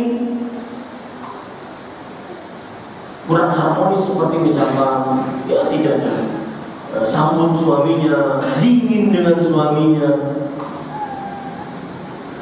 Tahu bagaimana cara memaafkan pasangan ini? Maka jawabannya mudah. Ya, hadis Rasulullah SAW atau sebelumnya ayat Al-Quran surah Nisa ayat 19. Wa ashiruhunna bil ma'ruf. Gauli istri-istri kalian dengan baik. Fa in karihtumuhunna fa asa an yaj'alallahu fihi khairan katsiran. Jika kalian membenci istri kalian dalam satu sifatnya, maka mungkin Allah menjadikan pada diri istri tersebut kebaikan yang banyak. Satu punya kesalahan, tapi dia punya banyak kebaikan. Dia mungkin kurang feminin. Kalau minumnya kayak otak. Ya, guru. Maunya jelas yang besar. Kalau makan, lauknya dihabisin sendiri. Lupa suaminya. Habis makan, sendawa di hadapan suaminya. Kurang feminin. Kalau ngomong sama suaminya keras dan semisal. Kurang feminin. Kalau makan, angkat kaki. Wah, kurang feminin. Itu kekurangan istri. Tapi satu, anak-anak kita umur 3 tahun ketika ditanya, nah siapa guru ngajimu? Dengan lantang dan lancar baca Qurannya dia mengatakan ibu saya. 2, di atas ranjang paling oke. 3, kebersihan rumah sangat rapi bersih. Nah, 3 lawan 1 menang 3. Cari kebaikan istri sehingga kita bisa mudah memaafkan kesalahannya. Itu cara bagaimana memudah memaafkan pasangan. Begitu juga istri terhadap suami. Cari kebaikan suami ketika dia punya kesalahan. Terus cari kebaikannya. Kata sang istri, udah saya cari. Bolak-balik saya cari nggak ada. Gimana ya?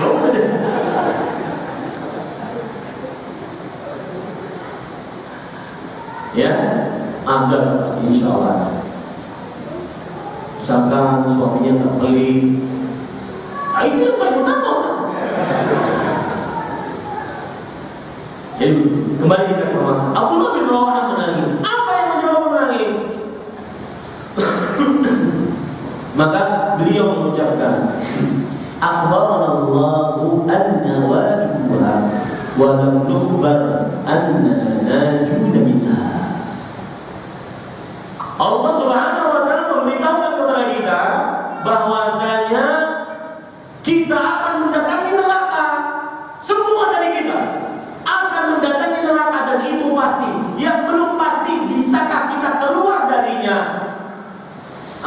Coba lihat ayatnya. Surat Al-Maryam ayat berapa tadi? 71 sampai wa in minkum illa wariduha. Dan lihat ini kebiasaan para sahabat mengingat akhirat, bagaimana bisa selamat di akhirat, sampai nangis-nangis mereka. Tidak ada di antara kalian kecuali akan mendatangi sirat. Sirat itu di mana, Pak? Sirat itu di bentang antara di atas neraka. Jadi maksudnya semua dari kalian akan masuk ke dalam neraka karena dia terbentang di atas neraka. Ini neraka di bawah, di atasnya sirat. Semua dari kita akan menjalani sirat, dan itu pasti. Yang mana sirat itu mempunyai 6 sifat. Pertama, licin, dahlun, mazillah, menggelincirkan, becek, menggelincirkan. Yang kedua, ahaddu minas sayf. Dalam hadis riwayat Imam Ibnu Hibban, adaqqu minas sya'r. Lebih tipis dari rambut, lebih tajam daripada pedang. Kalau tadi becek, menggelincirkan, itu hadis riwayat Muslim. Yang ke berapa? Ke-5. Ya. Becek, menggelincirkan, lebih tipis dari rambut, lebih tajam daripada pedang. Yang kelima, yaitu di samping-sampingnya ada besi-besi bengkok pengait. Yang diperintahkan umirat bi asli man umira bih. Hadis riwayat Muslim. Diperintahkan untuk mengait orang-orang yang dikait. Kalau sudah dikait, sudah cebur ke neraka. Yang keenam, sifat sirat gelap. Bayangkan, jalan seperti itu gelap. Semua dari kita di bawahnya neraka. Semua dari kita akan mendatanginya. Dan itu pasti. Ini yang membuat Abdullah bin Rawah menangis. Lihat ayatnya, saya bacakan. Wa in minkum illa wariduha kana 'ala rabbika hatman maqdiyya. Tidak ada di antara kalian kecuali akan mendatanginya. Dan itu adalah sebuah hal yang sudah menjadi ketetapan Allah. Yang tidak pasti apa? Tsumma nunajjil ladzina taqaw wa nadharu adh-dhalimina fiha jithiya. Yang tidak pasti untuk kita, kemudian kami akan selamatkan orang-orang yang bertakwa. Ini yang belum pasti. Dan kami biarkan orang-orang yang zalim bertekuk lutut di sana. Itu yang menyebabkan Abdullah bin Rawah menangis. Bapak berpikir selalu, ikuti gaya hidup mereka. Bagaimana saya bisa selamat di akhirat? Itu selalu yang ada dalam benak. Kalau sudah itu dalam benak, pekerjaan dunia cuma selingan, agar bisa makan, bisa tinggal, punya alat transportasi, bisa menghidupi anak istri, bukan sebagai tujuan, bukan sesuatu yang menjadikan humum, galau, resah. Kebanyakan Pak, orang kalau sudah ngaji sunnah itu, setelahnya pasti galau. Iya. Resah. Kenapa? Karena ternyata pekerjaannya selama ini haram. Ratusan harus tinggalin dalam sana. Hanya galau. Maka sebenarnya tidak perlu galau. Kenapa? Karena yang dia pikirkan bukan dunianya. Dunia sementara Pak. 60-70 tahun paling 70 tahun itu pun sudah bonus. Ya, kan 3 menit lagi belum kita jawab pertanyaan. Padahal menjawab pertanyaannya ada 10. Bagaimana bisa selamat di akhir? Kita dari tadi baru ini menancapkan dalam diri untuk mempunyai lifestyle gaya hidup, bagaimana bisa selalu memikirkan bagaimana selamat di akhir. Jawabannya lanjutan hadis tersebut. Faqala ini Utsman radhiyallahu anhu, bi abi anta wa ummi anta ahaqqu bidzalik famada ajab. Masya Allah, demi bapakku, bapakku dan ibuku sebagai jaminannya, kata Utsman bin Affan. Dan ini kebiasaan orang Arab yang diperbolehkan dalam agama Islam. Bapakku dan ibuku sebagai jaminannya, wahai Abu Bakar. Kira-kira apa yang dijawab oleh Rasulullah SAW? Bagaimana bisa selamat di akhirat? Maka Rasulullah SAW, Abu Bakar As-Siddiq berkata, qala li Rasulullah SAW. Mau jawabannya Pak? Tertarik jawabannya Pak? Sengaja Pak, dari tadi saya saat apa jawabannya apa ada. Ya, saya itu benar-benar tertarik, mustahil tertarik dengan jawaban itu sengaja Bapak Ibu. Lihat, Rasulullah SAW berkata kepadaku, kata Abu Bakar, "Man qabila minni kalimatan allati 'aradtu 'ala 'abdi faraddaha 'alayya fahiya lahu najah." Barang siapa yang menerima dariku sebuah ucapan yang aku sampaikan kepada pamanku tatkala beliau mau meninggal. Apa ucapannya? Paman Nabi siapa? Abu Thalib. Abu Thalib ketika sakit keras mau meninggal didatangi oleh Rasulullah SAW. Lalu Rasulullah SAW mengucapkan apa? Ya Am, qul la ilaha illallah. Wahai pamanku, ucapkan la ilaha illallah, kalimatan uhajju laka biha indallah, sebuah ucapan yang aku akan jadikan sebuah tameng di hadapan Allah untuk membelamu. Maka kata Rasulullah, barang siapa yang menerima ucapan yang aku sampaikan kepada pamanku lalu dia ucapkan, maka dia akan selamat dengannya. Berarti bagaimana selamat di akhirat? Bertauhid. Ini kunci sukses selamat di akhirat. Ya, Ibu saudara-saudari yang dimuliakan oleh Allah Subhanahu wa ta'ala. Kalau ingin dalam lagi, sebelum pertanyaan silakan kalau ada pertanyaan sebelum saja. Kalau ingin lebih dalam lagi, tauhid menyelamatkan orang di akhirat dari dua sisi. Tauhid, ucapan la ilaha illallah, keimanan bahwa tidak ada sembahan yang berhak diibadahi selain Allah, menyelamatkan seseorang di akhirat dari dua sisi penyelamatan. Yang pertama, selamat dari masuk neraka. Yang kedua, selamat dari kekal di neraka.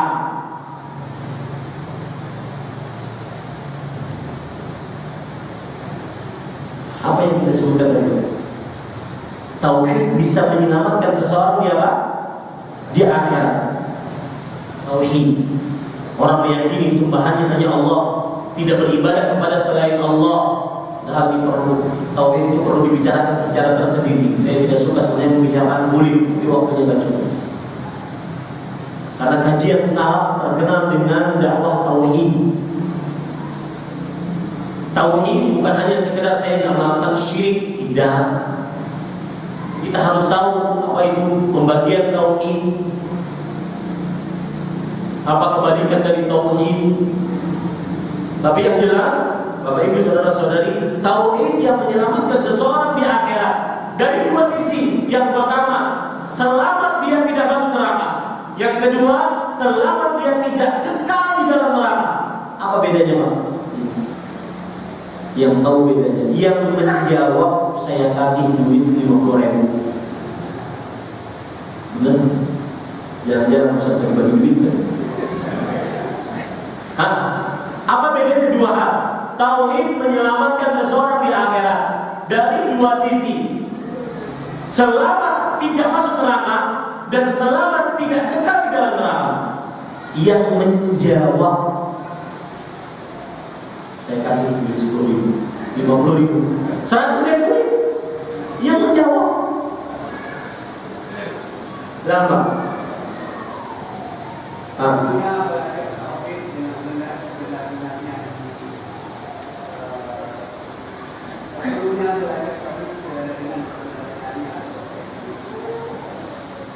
Enggak, maksud saya gini, tapi enggak apa-apa. Saya kan katakan tadi yang menjawab, bukan jawaban yang benar. Mari Pak coba. Maka harus perhatian yang menjawab.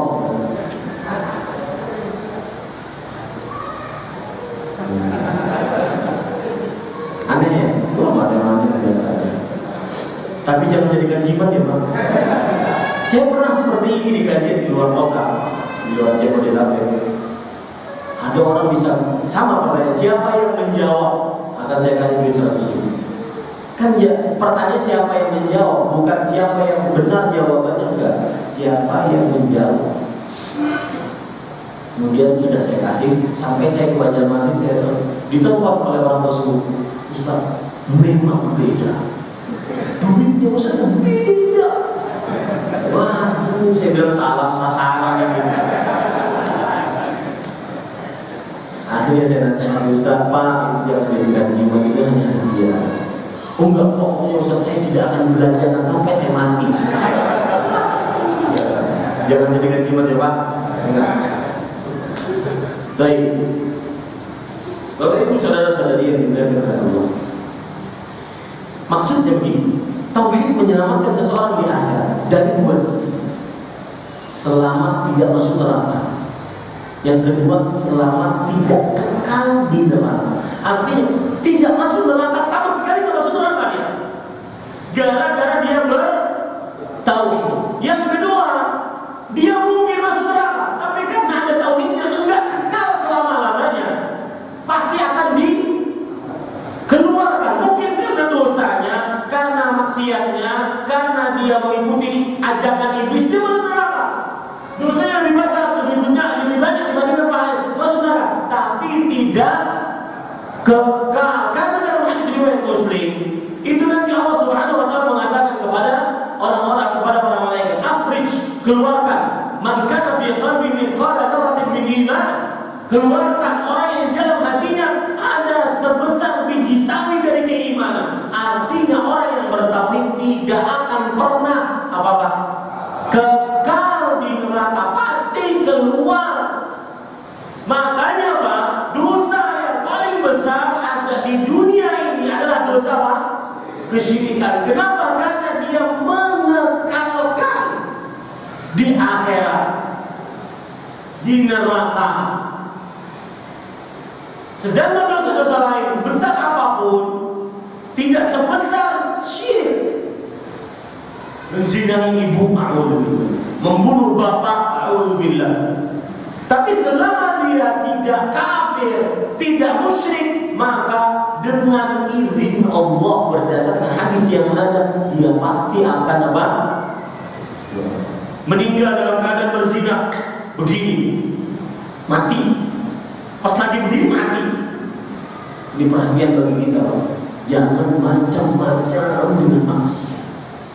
Wallahi kadang-kadang kita berjalan ke tempat sana, ternyata itu memang hajat Allah yang Allah berikan kepada manusia tersebut. Orang tersebut punya hajat di sana tempat matinya. Baik itu kalau dia jalannya ke masjid, kalau jalannya ke tempat lokalisasi. Makanya jangan pernah nyoba maksiat. Jangan-jangan mati. Apa dari ini Bapak Ibu saudara-saudari yang dimuliakan oleh Allah? Bahwa orang yang bertauhid akan selamat dari neraka dan selamat dari tidak kekal di neraka. Dalilnya Bapak Ibu saudara-saudari yang dimuliakan oleh Allah, surat An-Nisa ayat 116, surat An-Nisa ayat 48.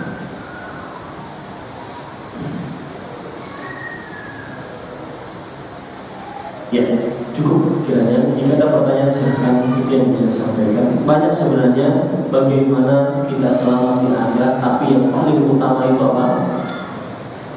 Tauhid. Bagaimana kita selamat? Ya, silahkan.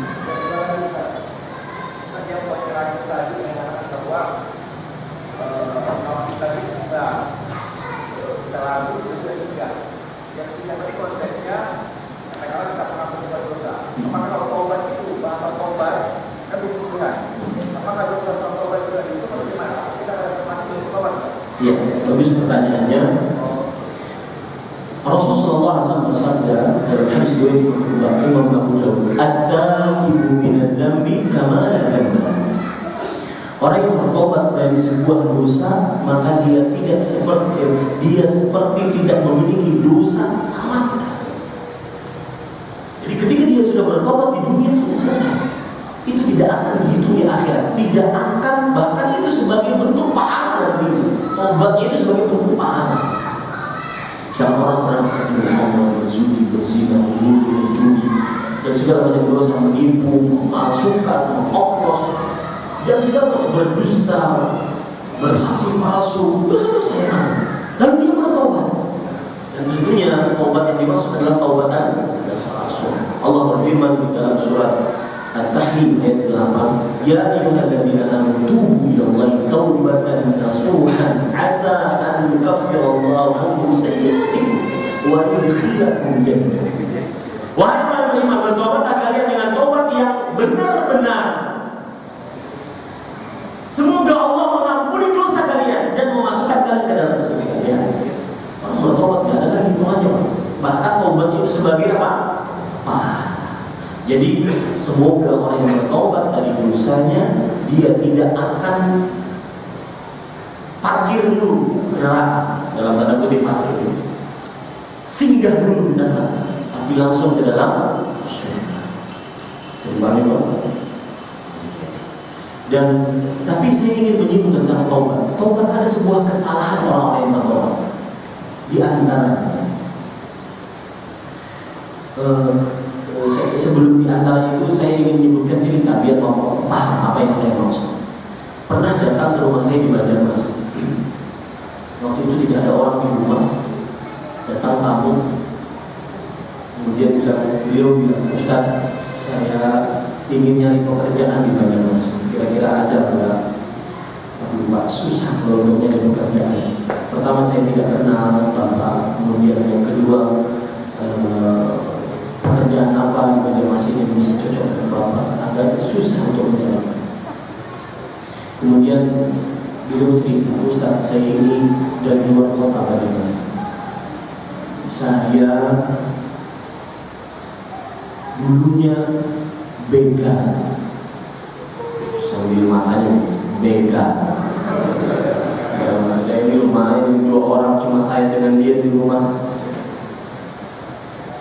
Kemudian saya bertobat, Ustaz. Tapi kok bisa ya Ustaz? Saya kan sudah bertobat, tapi kenapa keadaan ekonomi saya terpuruk sekarang? Tidak seperti saya dulu maksiat. Saya nyaman ekonominya. Saya sekarang ingin menjadi hamba Allah yang benar-benar. Kenapa saya tidak dimudahkan oleh Allah untuk rezeki? Jangan-jangan nanti saya futur, saya kembali lagi begal. Ini kesalahan orang bertobat. Sampai beliau mengatakan, Ustaz, kayaknya Allah nggak adil banget deh. Saya ingin mengambil surga. Ayolah mudahkan saya jalan mengambil ekonomi, jangan mudahkan saya untuk mendapatkan rezeki yang halal. Kenapa harus saya kembali lagi? Sudah banyak Ustaz yang menawarin saya lagi untuk kembali kepada membegal. Banyak. Tapi saya tolak. Maka saya katakan, Mas, bertobat itu benar, pahalanya luar biasa. Diampuni dosa, digantikan dengan pahala. Jadi sebesar dosanya kalau orang bertobat, sebesar ini digantikan dengan pahala. Kemudian dimudahkan urusannya, diberikan jalan keluar, dilancarkan rezekinya, macam-macam keutamaan tobat. Tapi tobat itu tidak seperti membalik telapak tangan. Dia harus ada ujian sehingga benar taubatnya. Nah, kesalahan orang yang bertobat adalah tatkala dia bertobat, astagfirullah, iya, saya beristighfar, tapi dia lupa dosa-dosanya yang telah lalu. Allah menjanjikan akan diampuni dosanya, iya betul, tapi jangan lupa dosa Anda. Kan tidak ada jaminan Allah mengampuni. Belum ada jaminan. Ada jaminan nggak? Nggak ada jaminan. Kenapa kita terlalu pede? Lupa dosa yang telah lalu. Nah, ini kesalahan. Apa maksud saya? Ya, kesalahan orang bertobat itu lupa dosanya. Apalagi kalau sudah mulai tumbuh jenggot, kemana-mana pakai peci, kemana-mana pakai baju gamis, baju panjang, seakan-akan sudah di tangan. Tidak. Ya, kita harus harus selalu ingat. Mungkin mau kita belum diampuni dosanya. Lihat Umar bin Khattab, sekali Umar bin Khattab, yang kalau beliau jalan ada setan di gang itu, setannya akan lari di gang orang lain. Saking takutnya kepada Umar bin Khattab. Umar bin Khattab penghuni surga. Umar bin Khattab mati syahid. Umar bin Khattab yang mulham, yang beberapa pendapat beliau disetujui oleh Allah. Umar bin Khattab yang dikatakan kalau kana ba'da nabiyyun lakana Umar. Kalau seandainya ada seorang nabi setelahku maka niscaya dia adalah Umar. Tapi Umar bin Khattab masih bertanya kepada Hudzaifah bin Yaman, sekretaris pribadinya Rasulullah SAW, menyimpan rahasia-rahasia Rasulullah SAW. Ya Hudzaifah, asamnani Rasulullah SAW minal munafiqin. Wahai Hudzaifah, Rasulullah SAW mendaftarku sebagai orang munafik. Ya, takut dengan dosa-dosa dulu. Salah satu penyakit orang yang sudah mulai kenal sunnah, ujub, keluar dari masjid takwa, kalian semua penghuni neraka. Ini salah besar, besar salah. Siapa tahu yang di luar sana yang nyapu pakaian comel, dia adalah orang yang paling mulia di sisi Allah dibandingkan kita.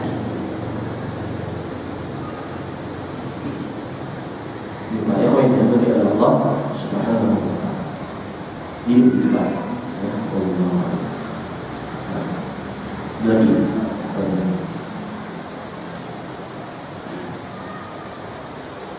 kami mempunyai anak dan menantu yang dua-duanya bekerja di bank asing. Mereka baru mendapatkan kredit rumah yang mungkin lunasnya 15 tahun.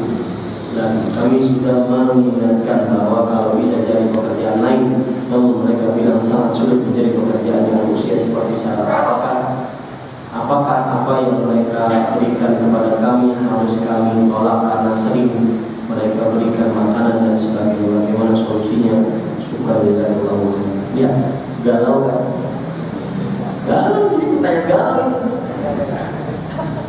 Orang kalau sudah mengenal sunnah itu mulai ingin membersihkan, dan itu baik, itu indahnya sunnah. Mulai dia ingin membersihkan, mulai dia ingin orientasinya akhir, mulai dia tidak ingin menuju surga.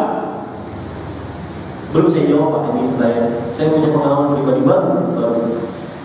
Ketika Ustaz saya dan guru saya datang ke Banjarmasin, Ustaz Al-Fadhil Dr. Muhammad Arifin dan Hafizahullah Ta'ala, beliau isi kajian di Banjarmasin. Saya tanya, Ustaz, bagaimana caranya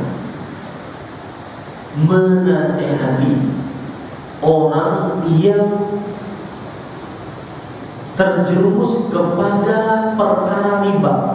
Dia sulit untuk meninggalkan pekerjaannya karena perhitungan ABC, rumah, nanti tinggal di mana, makan apa, dan sebagainya. Padahal jawabannya sangat mudah. Kalau ditanya makan apa, nasi. Jawabnya makan apa, nasi. Perhitungan nanti bagaimana saya menafkahi anak, istri, makan dan sebagainya. Sulit. Orang ini Ustaz dinasihati. Bagaimana cara termudah menasihati? Beliau mengatakan di kondisional ini. Tapi kadang-kadang saya menasihati orang seperti itu, saya katakan kepada orang itu begini. Ya. Ini juga mungkin bisa dinasihati kepada anak-anak dan menantu tersebut. Lihat. Beliau mengatakan,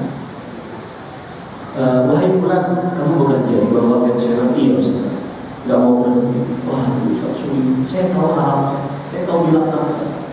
Ya artinya kalau tahu ya langsung dikerjain dong. Saya tahu Ustaz, riba itu lebih yang paling rendah aja seperti berzina dengan ibu kandung.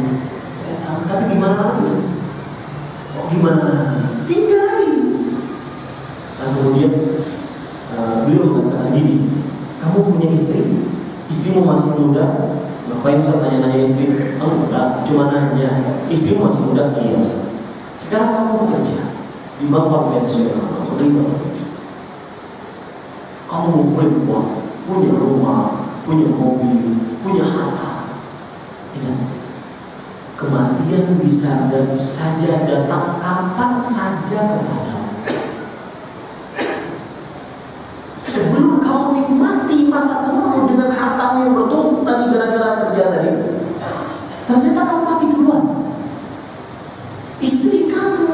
hatinya dia masih muda, nikah lagi. Harta yang kamu kumpulin tidak kamu rasakan di dunia, ia merasakan malah suami muda istrimu.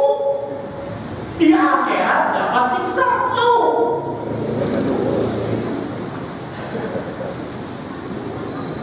Langsung kebanyakan dia tidak menjawab kepada saya. Orang yang saya omongin seperti itu kebanyakan langsung ngalah, diam, tidak bisa ngapa-ngapain. Dan itu benar sekali. Kematian bisa kapan saja datang. Dia ngumpulin harta sebanyak-banyaknya, belum merasakan hartanya, sudah mati duluan. Si istrinya yang sangat dia cintai menikah dengan, nggak mungkin dia jomblo. Menikah dengan lelaki lain yang merasakan hartanya suami mudanya, capek-capek ngumpulin orang lain ngerasainnya. Di akhirat dia dapat siksa. Jawabannya bagus. Yang dimayakan dengan Allah Subhanahu wa Ta'ala. Setelah itu sebutkan ayat-ayat Al-Quran hadis Rasul tentang laknat dan juga ancaman siksa bagi orang yang mengharapkan. Maka jawabannya, kalau ditanya pertanyaannya ini, pertanyaan dari paparan ini sebenarnya pertanyaannya banyak, tapi yang ditanya bolehkah saya menerima hadiah, itu saja pertanyaannya. Ya, maka jawabannya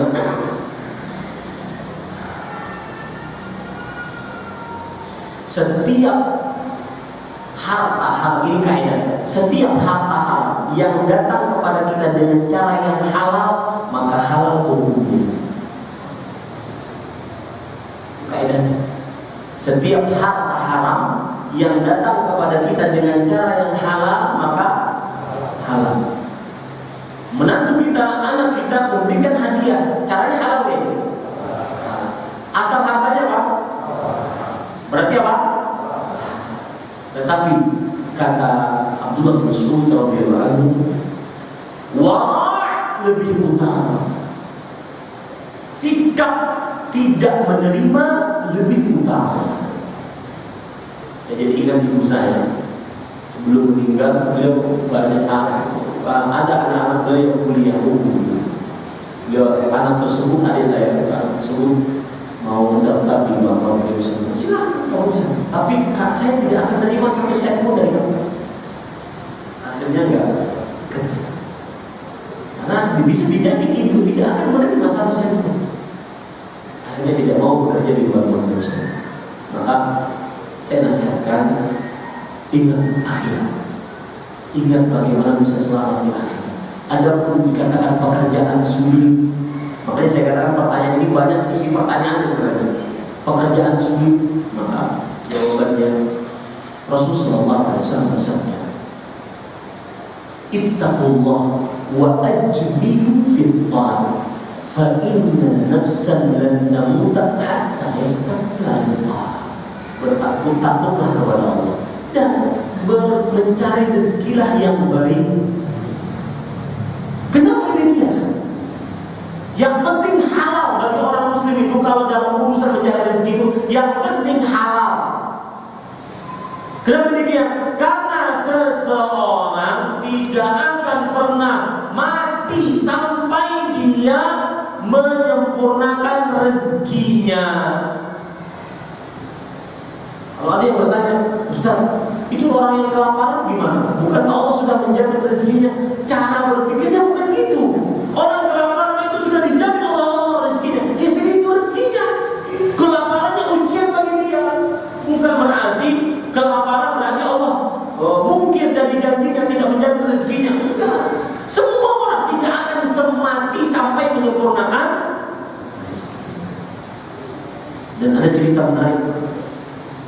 Ali bin Abi Thalib suatu ketika ingin masuk ke dalam masjid, beliau naik onta.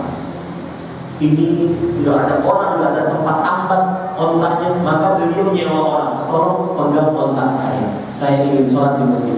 Setelah selesai sholat, beliau lihat ontanya masih ada, orang yang disuruh menjaga ontanya tidak ada, pelana ontanya tidak ada, berarti dicuri. Pelana ontanya, pelana onta mahal, curi. Ali bin Abi Thalib ingin naik onta, beliau mengatakan kepada seseorang, tolong belikan saya di pasar pelana onta saya, pelana onta. Akhirnya Dibelikan orang tersebut pergi beli pelana onta. Tahu pelana onta yang dibeli adalah milik Ali bin Abi Thalib tadi. Berarti yang menjual siapa? Si malingnya tadi. Ya, bawa oleh yang membeli itu bawa, kemudian diberikan kepada subhanallah, ini pelana onta milik saya. Berapa kamu beli? Kata yang membeli itu 1 dinar. Subhanallah, Maha suci Allah. Sebenarnya berarti kan yang menjual siapa? Yang mencuri tadi. Sebenarnya saya ingin mengasihkan kepada dia 1 dinar sebagai upah menjaga ontak saya. Paham ceritanya Pak? Tapi dia mendahului yang halal, mengerjakan yang haram. Pak, rezeki itu sebenarnya sudah ditentukan oleh Allah. Tinggal kita mau nyari yang halal yang haram. Nggak akan bertambah, gitu aja. Paham maksud saya Pak? Ibu saudara-saudara yang diberikan kepada Allah. Ini kalau dikatakan, wah susah mencari pekerjaan yang sempit, jangan sampai bersubat. Bagaimana dengan perkataan Imam Ahmad bin Hanbal kalau menikahi gadis tanyakan dulu kecantikannya? Maksudnya? Pertanyaannya, bagaimana dengan perkataan Imam Ahmad bin Hanbal kalau menikahi gadis tanyakan dulu kecantikannya? Kata anak muda, maksud lo apa? Iya, pertanyaannya apa? Siapa yang nanya? Gak mau. Saya mungkin menyimpulkannya ini. Maksudnya bolehkah apa? Kalau seandainya kita menikahi perempuan, apakah kita memperhatikan kecantikan dulu atau tidak? Itu persepsi saya dari pertanyaan ini. Saya nggak tahu tujuan pertanyaannya apa. Maksudnya itu. Bolehkah kalau kita mau menikah memperhatikan kecantikan? Maka jawabannya iya, perhatikan kecantikan. Karena dia akan hidup bersama kita. Ada seorang sahabat Nabi Muhammad SAW, perempuan, minta kepada Rasulullah, wahai Rasulullah, saya tidak mencela suami saya dalam agama, tapi saya takut kekufuran dalam Islam. Wahai Rasulullah, saya tidak mencela suami saya, dia ahli ibadah, ahli sholat, sahabat Rasul, segala macam, tapi dia jelek. Saya takut kufur terhadap dia, kufur nikmat. Maka tolong ceraikan saya. Itu asal muasal syariat khulu', istri menggugat cerai suami. Ya, maka begitu juga laki-laki cari yang cantik, tetapi bukan prio. Yang menjadi prioritas apa? Yang pintar atau yang tahu agama. Kalau ada pihak di sini pintar agama tapi wajahnya biasa-biasa saja, di sini ada wajah cantik kerubah tapi nggak bisa baca Quran, nggak bisa sholat, nggak bisa ngajarin anaknya apa, pilih yang mana? Kalau saya pilih cantik dan pintar agama.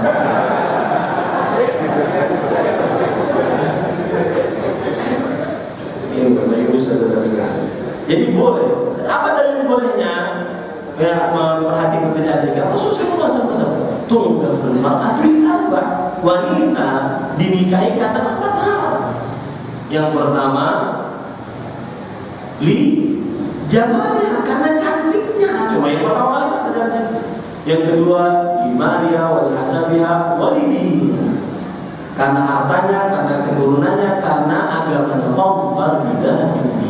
Artinya begini, seorang lelaki ketika ingin menikahi perempuan itu karena 4 hal, kebiasaannya karena 4 hal, tetapi dahulukan perkara agama. Begitu juga, nah ini saya menyinggung masalah kawin mengawin ini, nikah menikah ini. Saya ingin menasihati kaum muslim. Timbul pertanyaan kepada Pak Ustaz, bagaimana ini saya mau nikah? Saya orang tua dari seorang perempuan. Kemudian sang perempuan ini ingin menikah dengan laki-laki. Laki-laki belum kenal sunnah. kemudian orang tua laki-lakinya mau seperti ini, ada musik, ada dangdutan, ada macam-macam penyimpangan agama dalam akad nikah ataupun resepsi pernikahan. Dan yang paling parah adalah penyimpangan agama tentang akidah dalam resepsi pernikahan ataupun akad nikahnya. Maka bagaimana Ustaz? Saya bertanya, kenapa ditanya sekarang? Cari, ketika mencari, kenapa nggak nyari ikhwan? Di sini loh banyak yang jomblo ya Ustaz, yang sudah tahu agama, lebih condong kepada sunnah. Kok nyarinya orang yang belum kenal sunnah? Maksud saya, itu kadang-kadang oleh orang-orang yang sudah lama kenal sunnah, bahkan panitia kajian.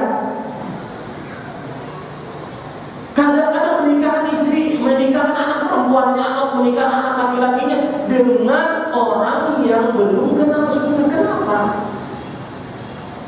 Oh Ustaz, kalau saya nikahkan dengan laki-laki yang kenal sunnah, terkenal kerenya.